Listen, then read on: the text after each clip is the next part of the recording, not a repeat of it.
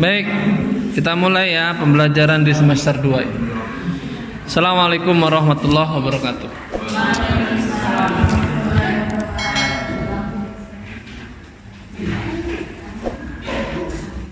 Saya secara pribadi mengucapkan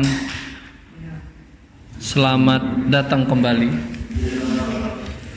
di pesantren tercinta kita, tempat yang tidak akan kalian lupakan sampai kalian tidak punya ingatan.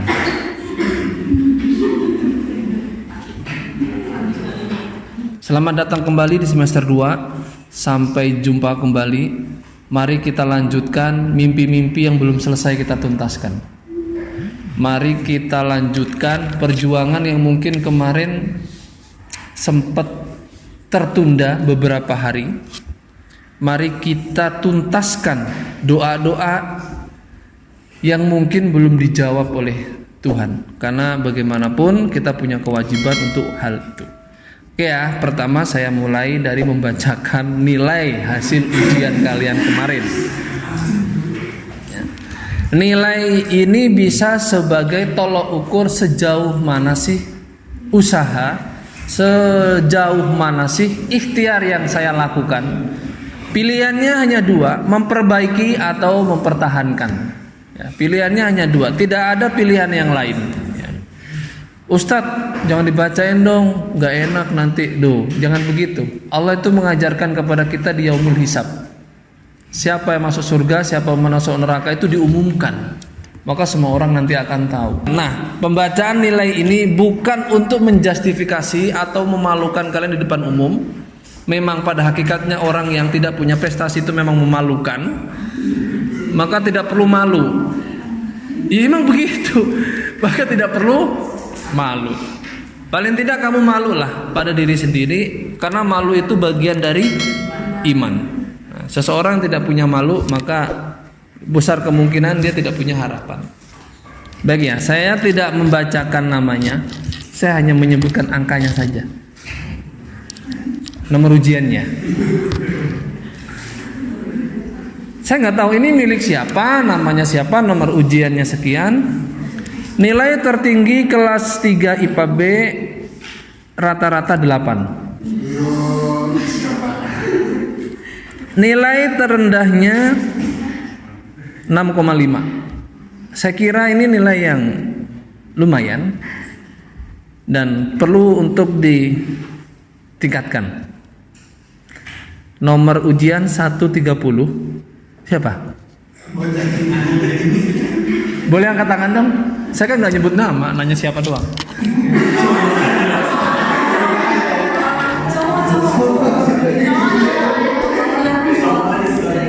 Siapa pemilik nomor ujian 130?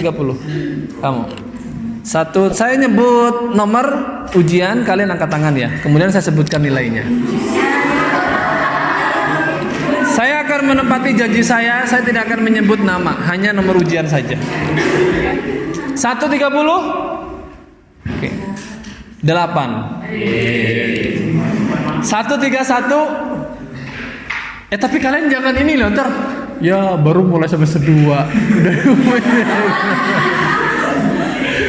Ntar malah ngedon terus. Jadi kepikiran gak enak, terus malas selanjutnya. Jangan ya, biasa aja. Hidup itu enggak usah disebutin.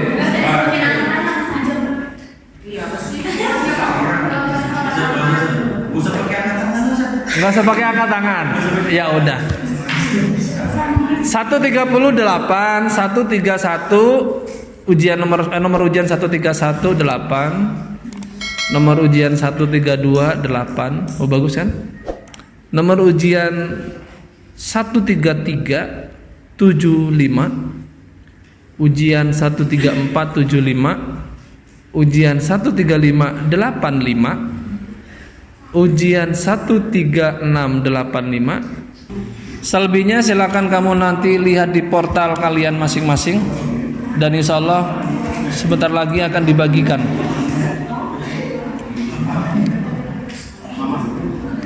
Oke.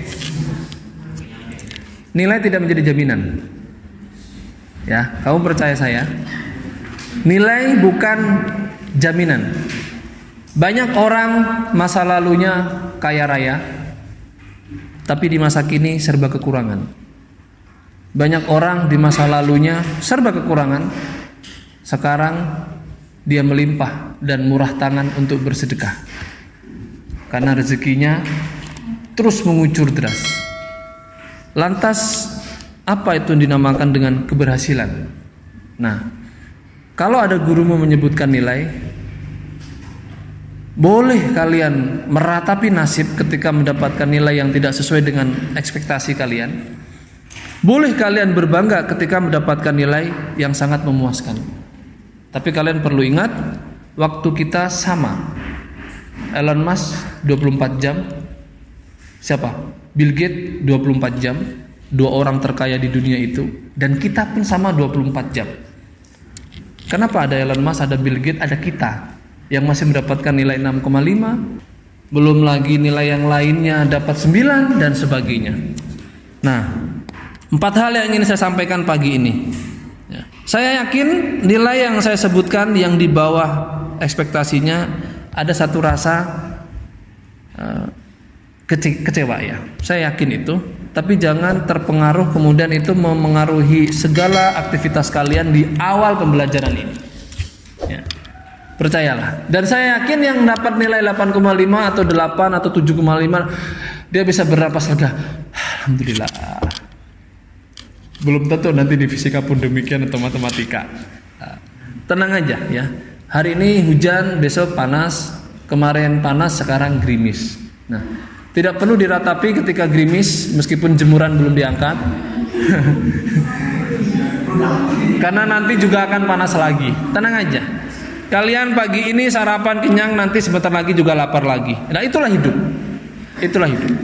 Maka pintar-pintar kalian mengatur apa? Mengatur keadaan, ya. Oke, 4 hal yang ingin aku sampaikan. Semoga ini bermanfaat bagi kalian. Dan inilah yang selama ini saya lakukan. Saya akan menyebut saya, karena saya tidak akan menyebut orang lain. Kalau saya menyebut orang lain, artinya saya tidak bisa demikian. Pertama adalah motivasi. Ya, kalau kalian tidak punya motivasi dalam hidup ini, kalian tidak akan tahu apa yang akan kalian lakukan. Kalian kembali ke pondok. Kalau kalian tidak punya motivasi, kembalinya kalian ke pondok setelah liburan, pasca liburan, itu hanya melakukan rutinitas tahunan belaka. Diantar, ya sudah pulang. Akhirnya hidupnya setiap hari, ya sudah begitu aja, tanpa ada motivasi. Yang membedakan Elon Musk, kemudian Bill Gates dengan manusia-manusia yang lainnya termasuk kita adalah motivasi. Kalau kalian punya motivasi, keberangkatan kalian dari rumah, dari pertama kamu menutup kamar sampai kamu derek kopermu masuk ke bagasi mobil dan kamu menginjakkan kaki pertama ke pondok, itu sudah ada connecting the dots dengan apa? Dengan talking the God. Ya, kamu sudah memanggil Tuhan, kamu memanggil semua makhluk yang ada di langit. Ya Allah, aku mulai kehidupanku semester 2 ini dengan cita-cita yang kemarin tertunda atau belum terpenuhi. Nah, itu kalau punya motivasi. Kalau Anda tidak punya motivasi, percayalah, hidupnya hampa. Kalau kamu nggak punya motivasi, biasa-biasa saja. Hidup kita 24 jam sama. Ada orang punya karya, ada orang tidak punya karya. Ada orang yang hidupnya hanya habis untuk scroll media sosial. Ada orang yang hidupnya hanya habis untuk jalan-jalan. Ada orang yang waktunya habis hanya untuk melamun dan meratapi nasib tanpa ada action. Ada orang yang hidupnya penuh dengan misi, penuh dengan target, dan dia bikin step by step usaha apa yang harus dilakukan, langkah-langkah apa yang harus dilakukan. Semua tergantung dari masing-masing kita. Saya tidak tahu apa kalian termasuk yang di rumah ketika liburan hanya menghabiskan waktu dengan scroll media sosial. Tiba-tiba, udah jam 3 pagi, tidur. Besok lagi, ulangi lagi, begitu. Ada lagi yang di rumah menghabiskan hafalan, oke, balik ke sini minggu pertama hafalanku selesai, terus saya harus mengejar target, saya harus saraf dan sebagainya. Beda, masing-masing di antara kita beda. Ya, tapi wajah-wajah kalian menunjukkan bahwa kalian punya misi ya. Kalian punya misi. Semoga saja tidak salah apa yang saya lihat. Yang kedua adalah komitmen. Komitmen ini hal yang tidak kalah penting dengan motivasi. Ya, motivasi itu muncul dari komitmen.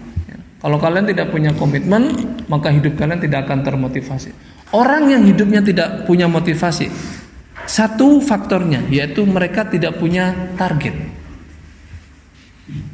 Anda kalau punya target, Anda hidupnya akan terus bergerak dan arahnya itu jelas. Dalam Jawa itu ada tasawuf Jawa namanya Sangkan Paraning Dumadi. Sangkan Paraning Dumadi itu sebuah putaran roda. Kita berasal dari satu titik dan kita akan kembali ke titik ini lagi. Ini namanya Sangkan Paraning Dumadi. Sangkan Paraning Dumadi. Kalau bahasa Arabnya min aina anta. Dari mana kita? Mau kemana kita? Dan untuk apa kita ada? Nah, itu sebuah tasawuf Jawa Sangkan Paraning Dumadi. Kita berasal dari satu titik, kemudian melakukan perjalanan membentuk sebuah lingkaran, dan kita akan kembali ke titik itu lagi. Tidak jarang orang yang tidak punya motivasi hidup, orang tidak punya komitmen, dia akan berhenti di sebuah titik tertentu, yang dia tidak akan kembali ke titik awal di mana dia memulai hidupnya. Dan disitulah puncak kita meratapi sesuatu yang kemudian kita tidak punya kesempatan untuk kembali. Kalau kalian baca kitab Ruh miliknya Ibnu Qayyim Al-Jauzi, itu bicarakan tentang ruh, membicarakan nasib-nasib ruh di dalam kuburan, semuanya meratapi nasib. Mereka menangis. Mereka menangis meminta, ya Allah berikan aku kesempatan untuk hidup sekali lagi. Karena dia merasa belum sampai ke titik awal mula dia bergerak atau dia hidup. Nah, kalau tidak punya motivasi, saya ambil analogi ini, saya ini jadikan termin sebagai apa yang saya bicarakan hari ini. Ini terlalu tinggi kalau kita bahas ini lebih dalam, tapi saya yakin Santri Darul Kolam 3 sudah sampai pemikiran ini. Kamu paham kan dengan Sangkan Paraning Dumadi? Titik ini apa? Titik awalnya. Yes, God. Apa itu? Allah. Segala yang kita lakukan hanya untuk Allah, lillahi ta'ala. Gak ada yang gak untuk Allah. Apa? Kamu atas nama apa? Atas nama kekayaan? Gak ada yang abadi. Atas nama ketampanan? Gak ada yang abadi. Atas nama kecantikan? Gak ada yang abadi. Atas nama apa? Ketenaran? Gak ada yang abadi. Atas nama kecerdasan? Nilai 8,5? Gak ada yang abadi. Atas nilai 6,5 kemudian malas? Gak ada yang abadi. Gak ada yang abadi. Semuanya sementara. Tapi kalau God, kalau titik awal Sangkan Paraning Dumadi itu abadi, dan kesitulah kita akan bergerak. Maka yang selamat adalah mereka-mereka yang memulai hidupnya, yang melanjutkan eksistensi hidupnya, yang dibarengi dengan niat lillahi ta'ala. Kalau kalian gak lillahi ta'ala, berat hidup kalian. Kalian merasa hidup dengan usahamu sendiri, keberhasilanmu berkat usahamu sendiri. Kamu tidak melibatkan Tuhan karena kamu sudah mematikan Tuhan sejak awal mula perjuangan. Oke, saya bawa buku bagus, buku miliknya Ibnu Athaillah. Ini kitab terjemahan dari kitab At-Tanwir. Keren. Intinya pesan dari beliau dari buku kitab At-Tanwir ini, beliau Ibnu Athaillah itu penulis kitab Al-Hikam ya. Jangan mengganggu urusan Tuhan. Nah, urusan Tuhan itu apa? Mengabulkan atau tidak. Tugas kita hanya berusaha dan berdoa. Kita tidak berhak untuk menentukan apakah saya berhasil atau tidak. Persis seperti yang disampaikan oleh kiai kita, Kiai Zahid Purnawibawa. Beliau selalu menyampaikan kepada kita, hasil tidak akan mengingkari proses. 65 nilai yang saya bacakan tadi, kalau kamu melihat hasil pekerjaan ujiannya itu akan berbanding terbalik dengan yang 85. Pertanyaanku sederhana, apakah yang 65 dan 85 itu tidak di kelas yang sama? Apakah jam belajarnya tidak sama? Apakah yang 65 belajarnya setengah dari yang 85? Semuanya sama kan? Tapi kenapa ada yang 85, ada yang 7, ada yang 8, ada yang 65, ada yang 6? 6 gak ada ya? Paling rendah 65. Kenapa ada seperti itu? Yang membedakannya adalah motivasi dan komitmen. Yang membedakannya itu. Nah, itu sebagai apa namanya ya? Sebagai role model kehidupan, miniatur kehidupan. Kamu lanjutkan nanti, percayalah. Udah sekolah kamu ikutin aja, nanti selesai dengan sendirinya. Sekolah yang sesungguhnya itu nanti ketika kamu kuliah. Disitulah kamu harus banting tulang sendirian. Kamu akan berpisah dengan teman-temanmu. Tidak ada yang menuntunmu, tidak ada yang mempertahankanmu untuk tetap di track yang benar, kecuali motivasi dan komitmen. You pengen apa? Jangan sampai aku ngambil jurusan sastra Inggris karena nggak ada pilihan yang lain. Nah, jangan. Tapi pilihan apapun, universitas mau negeri mau swasta, nggak ngaruh dalam hidup gua. Nggak ngaruh. Mau dalam negeri mau luar negeri, nggak ngaruh. Bahkan kalau kuliah di alam barzah sekalipun, nggak ngaruh. Nggak ngaruh. Yang mengaruhi hidup kalian adalah cita-cita kalian. Kalian nggak boleh malu terhadap cita-cita. Cita-citamu apa? Pengen apa? Nanti kuliah ambil jurusan apa? Enggak lah, karena malu. Sebutkan aja. Karena ketika kamu menyebutkan dengan mantap, disitulah ada kata amin yang disampaikan oleh malaikat. Ana inda dzanni abdi bi, fa inna dzanni khairan khairi, fa inna dzanni syarran syarri. Itu janji Allah. Janji Allah dalam hadis qudsi. Aku sesuai dengan prasangkamu, kata Allah. Kalau kamu malas menyebutnya, malu menyebutnya kepada teman-temanmu, ya Tuhan pun akan malas juga memperhatikan. Oke? Nah, itu yang kedua. Jadi ingat ini ya, proses perjalanan ini semester 2 hanya ada sedikit pekannya, dan selebihnya kamu akan praktek amalia, kamu akan praktek-praktek yang lainnya, sehingga tidak terasa, saya yakin tidak akan terasa tiba-tiba nanti kamu sudah tidak ada jam pelajaran efektif, kamu fokus ke aula, menyiapkan haflah dan sebagainya. Gitu ya teman-teman. Nah, itu sebuah proses. Yang ketiga, tadi yang pertama motivasi, yang kedua adalah komitmen, yang ketiga itu adalah apa? Yes. Ini yang tertinggi. Al istiqomatu afdalu min alfi karomah. Allah itu akan memberikan 1000 karomah kepada hamba-hambanya yang konsisten. Hamba seorang manusia kita mendapatkan 1 karomah, itu derajatnya udah waliullah. Derajatnya udah wali. Bagaimana kalau kita mendapatkan 1000 karomah? Kalau Nabi kan wahyu, kalau wali kan karomah, kalau manusia biasa maunah. Ya, bedakan itu ya, maunah, karomah sama wahyu. Tingkatannya beda-beda. Nanti kita belajar itu. Jangan sampai sesuatu yang kita lakukan hanya sekali dalam seumur hidup tidak menghasilkan sesuatu yang berharga. Oke? Ustadz sudah nggak melakukan itu. Jangan-jangan cuma ngomong doang. Di antara kalian sebagian ada yang sudah punya buku saya. Saya sengaja membawa hari ini karena saya ingin membuktikan bahwa apa yang saya bicarakan itulah yang saya lakukan. Sekali lagi, saya tidak akan mau membicarakan sesuatu yang saya tidak melakukannya. Karena itu bukan gue banget, enggak. Kalau saya tidak bisa, saya akan mengatakan tidak bisa, dan saya tidak akan malu untuk mengatakan tidak bisa karena memang nggak bisa. Tapi kalau saya melakukan itu dan saya bisa, maka saya akan percaya diri untuk menyampaikannya kepada siapapun. Buku Meminjam Cerita Ayah ini adalah buku yang saya siapkan 5 tahun yang lalu. Saya masuk ke Dar El Qalam 3 itu bulan Oktober tahun 2015. Genap di tahun kelima saya di Dar El Qalam 3, saya menerbitkan buku ini sebagai kado ulang tahun saya yang sudah saya siapkan 5 tahun yang lalu. Setiap tahun saya menulis, saya kumpulkan jadilah satu buku yang tebalnya hanya 305 halaman. Ini kisah real yang saya tulis selama di Dar El Qalam 3. Selama saya bersinggungan dengan kalian. Ini akan menjadi sebuah bukti bahwa saya punya komitmen, saya punya target. Saya tulis setiap hari, setiap ada momen spesial saya tulis. Jadilah buku seperti ini. Dan ketika kalian liburan selama berapa minggu kemarin? 2 minggu ya, kurang lebih 2 minggu. Siapa di antara kalian yang punya komitmen? Kalau aku punya, apa itu? Ini akan menjadi tahun besok akan menjadi tahun pertama, awal tahun bukan tahun pertama. Awal tahun saya menciptakan, saya menerbitkan buku puisi yang isinya itu romance. Seumur-umur saya itu paling benci baca buku-buku yang isinya romance.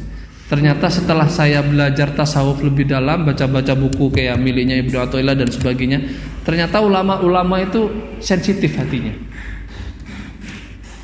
Nah, puisi-puisi roman saya adalah puisi-puisi sofistik, tanpa satu kata pun menyebutkan kata Allah.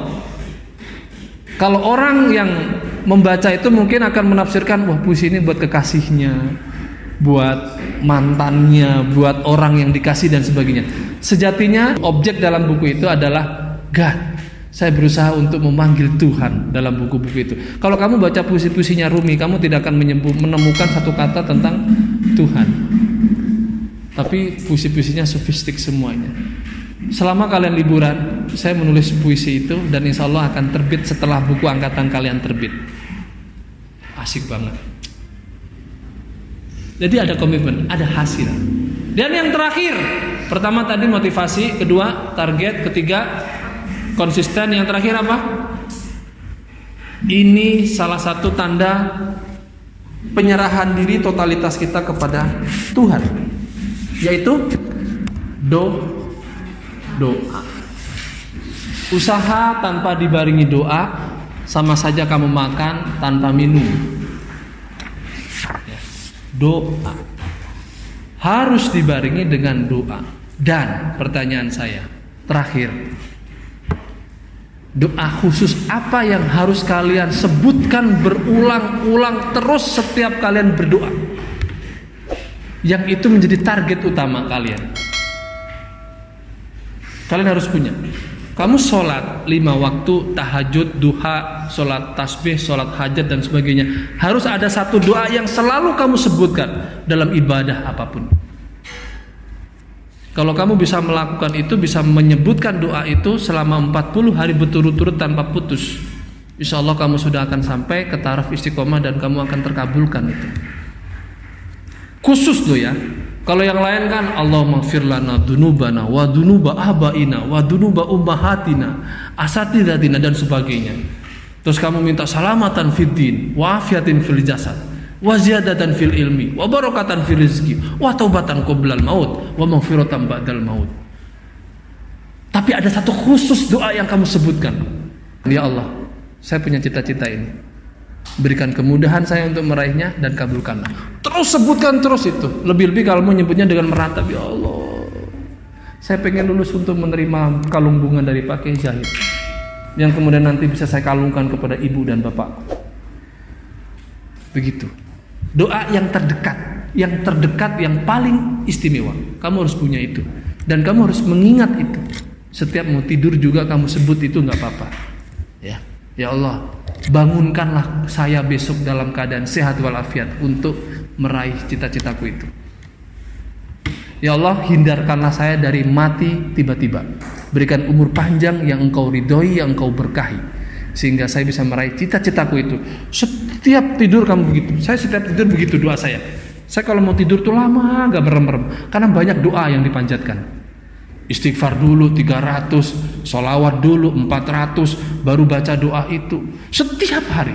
Makanya doanya, tidurnya aduh lama banget gak tidur-tidur. Lebih panjang doanya daripada tidurnya. Karena saya takut ketika saya tidur saya gak bisa bangun, sedangkan masih banyak cita-cita yang belum selesai. Nah, kalian lakukan itu ya.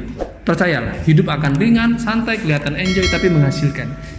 Banyak orang di antara kalian libur 2 minggu tidak menghasilkan apa-apa. Saya akan menghasilkan sesuatu yang sangat berharga. Nah, apa yang membedakan? Satu, komitmen. Kedua, konsistensi, yang kemudian itu menjadi sebuah motivasi dan kita barengi dengan doa. Oke? Nah, tatimil hamdalah. Semoga hari ini adalah awal pembelajaran kalian, awal yang baik untuk sebuah hasil yang baik. Percayalah, hasil terpengaruh karena hari ini. Kalau hari ini kamu punya komitmen yang baik, insya Allah hasilnya akan baik. Percaya saya. Ya, percaya saya. Assalamualaikum warahmatullahi wabarakatuh.